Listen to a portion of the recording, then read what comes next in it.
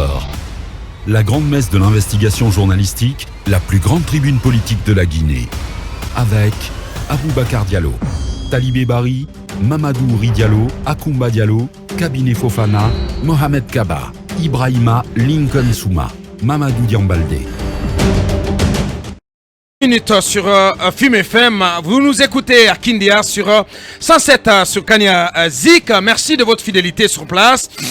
À la une, ce mardi 21 juin, l'horreur à Mandiana, où le présumé auteur du meurtre d'une jeune dame du nom de Awa Diakité a été lynché par une foule en colère hier lundi, mise aux arrêts le samedi 18 juin. Abou Sherif, c'est son nom, a été tiré de sous la table du juge d'instruction, alors que celui-ci établissait l'ordre de son transfert à la prison civile de Kankan, traîné par la suite dans la cour même du tribunal local avant d'être battu à mort par une foule déchaînée et incontrôlée, requis d'urgence par le préfet. Et ce n'est que tard que des militaires armés, lit-on dans le communiqué produit par le juge de paix de Mandiana, sont arrivés en inspecteur des travaux finis sur la scène du crime.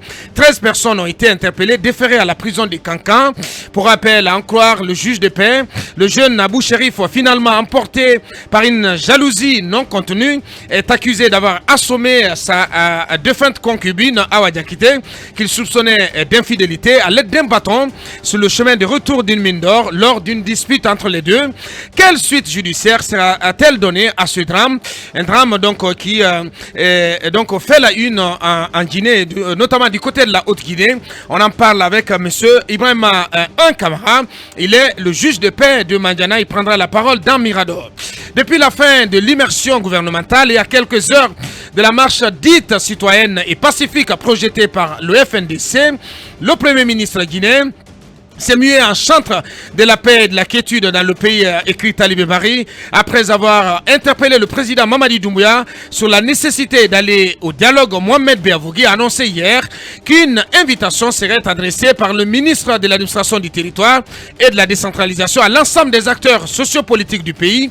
Objectif affiché, explique le chef du gouvernement, nous citons, une rencontre que je présiderai dans les jours prochains pour définir ensemble des modalités d'un véritable dialogue sans tabou, franc et inclusif, a déclaré le Premier ministre Beavogui. Pour la réussite de son invitation, Mohamed Beavogui prévoit d'associer la CEDEAO, l'Union africaine et pourquoi pas les Nations Unies, tout en s'appuyant, nous citons également, tout en s'appuyant également sur l'expérience du G5 en matière de suivi du dialogue, a-t-il assuré.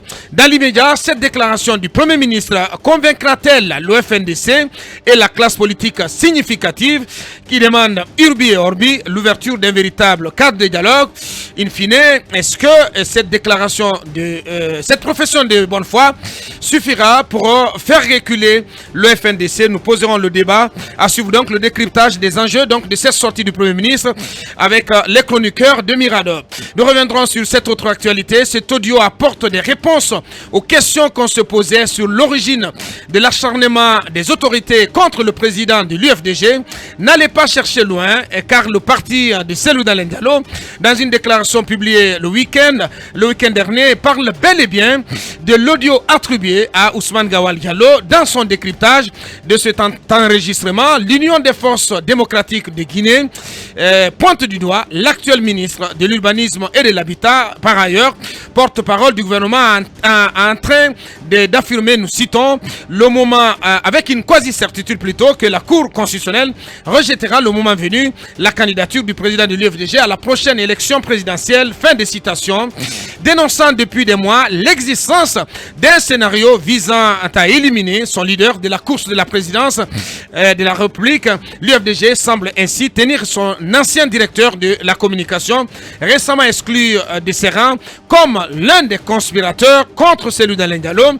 Alors, à travers ces multiples sorties, l'UFDG espère-t-elle déjouer ce qu'elle qualifie de projet machiavélique contre son président?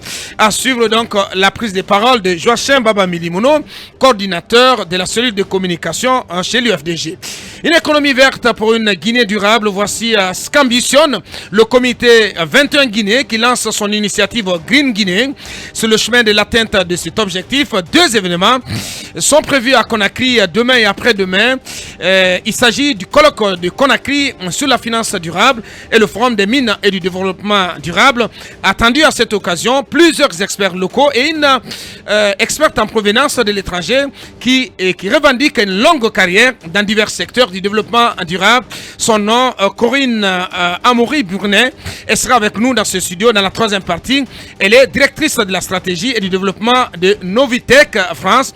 Elle est notre invitée précise donc dans la troisième partie de cette émission.